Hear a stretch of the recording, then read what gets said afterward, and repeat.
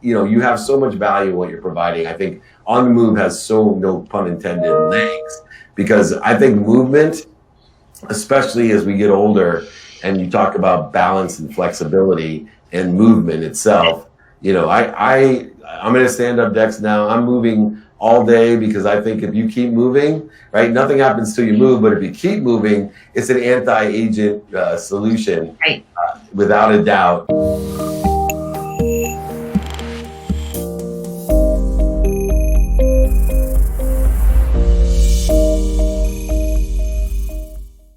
All right, let's have Joanna. She has a question for us. On the Move CEO and founder, Joanna Medin. How are you? I am great. Thank you. How are you? Thank you so much for joining Mikey and I. We are interested in how we can help you, and thought maybe you have some good questions for us and stir some conversation up. Yes, definitely.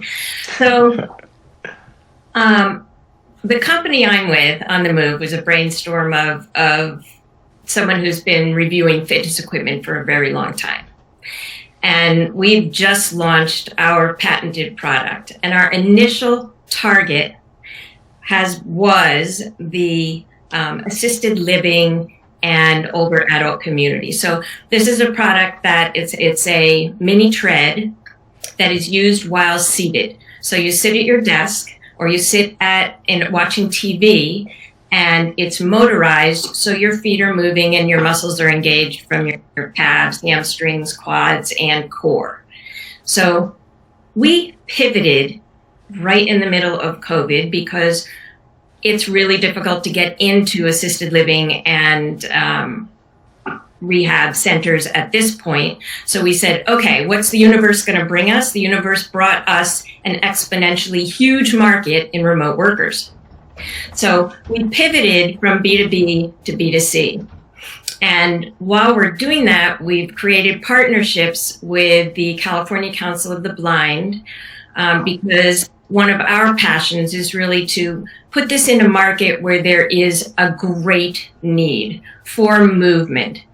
And I mean, this became a passion for me because my mom died a few years ago, and I know that if I'd have had something like this under her feet to keep that circulation going, it would have helped her feel more independent, and it probably would have extended her life.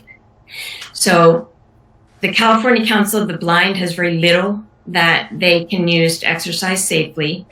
And the other partnership organization, and David, you will probably know this organization, is the NFL Retired Players Congress. Yeah. Which is all the alumni. So we partner with them with the goal of them offering this and helping their alumni members to both stay healthy and to share it with, as ambassadors, to share it with the people in their communities who are also aging and hurting and need to move. Right. And then between that, working with the remote workers to try and to get this to market. So my question is, you've worked a lot in the sports community and not being a startup, as we've just launched, would you discuss the psyche of the retired football player and how to best leverage the goodwill opportunity when you don't have the cash to pay for those celebrity endorsements? So, what's so interesting about that is it is in the context of the backdrop of sports. So many people misvaluate a Hall of Famer, a retired football player.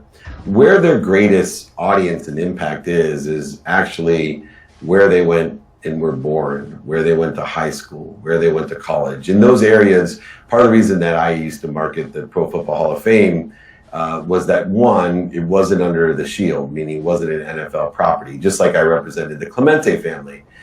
Both seem to be the highest of all honors, Clemente in the MLB, and of course the Hall of Fame in the NFL, but neither are associated with the leagues that take so long and take so much money and have so many licenses in order to effectuate a relationship with one of the players or retired players.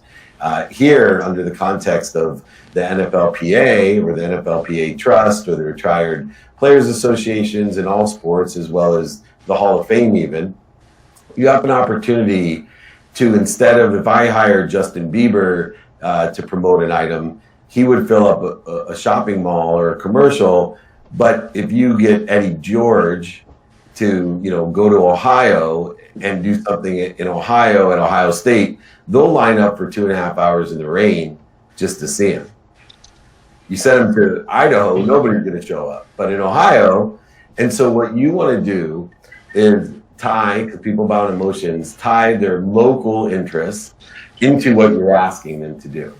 And you don't have to get the Joe Namaths of the world and the Joe Montanas of the world or the Steve Young, Troy Aikmans, and Warren Moons of the world.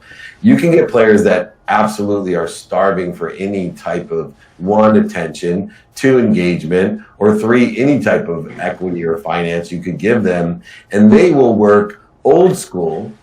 The guys like that used to drive cabs because they made $5,800 a year playing football. Those are the guys that you're going to be working with. They know and they appreciate. I would spend way more money asking older guys to play golf in the golf tournaments than, fly some Cam Newton in on a private jet so everybody can say they went to a golf tournament with Cam Newton and he waves as they go out and he waves when they come back in.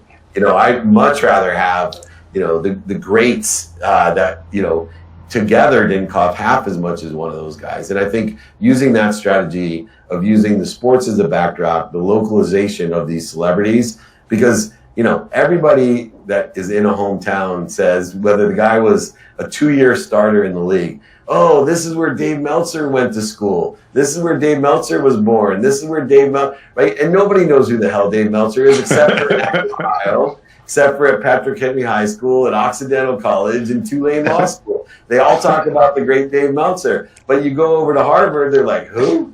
Be real. Do the same thing with the athletes. See where their audience is. They'll have great impact. It's, you have so much value in what you're providing. I think On the Move has so, no pun intended, legs. Because I think movement, especially as we get older, and you talk about balance and flexibility and movement itself, I'm in a stand-up desk now. I'm moving all day because I think if you keep moving, right, nothing happens till you move, but if you keep moving, it's an anti-agent solution, Right.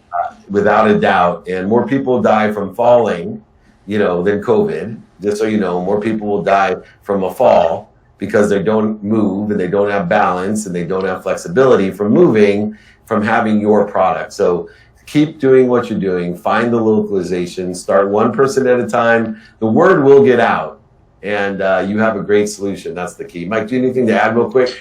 I just think it's great because being someone that had stomach surgery, when I had to rebuild, I couldn't do anything for 6 months. Something like that, so you don't get atrophy in your legs, is so important. So anyone in rehabilitation, I deal with a lot of UFC fighters, a lot of athletes that are like fighting, and if they get an injury, something like this where they can build, the stuff up low impact, that's very, that's huge. So I think you also have a massive market, for any athlete that may be injured or in recovery. And especially now that we've got another lockdown in California, people, get stuck. They're stuck on their desks all day. This could be an open market for you to promote to a lot of people. It's a brilliant idea. Yeah, I agree. Well, thank you so much. You should join one of my groups, though. We can help you a lot as well. So make sure you reach out to me. Okay. Appreciate you coming on. Thank you so much. Appreciate it. Thank you. Check out Bye. On the Move and Joanna. That's a real entrepreneur. I love the real stories. All So right, good.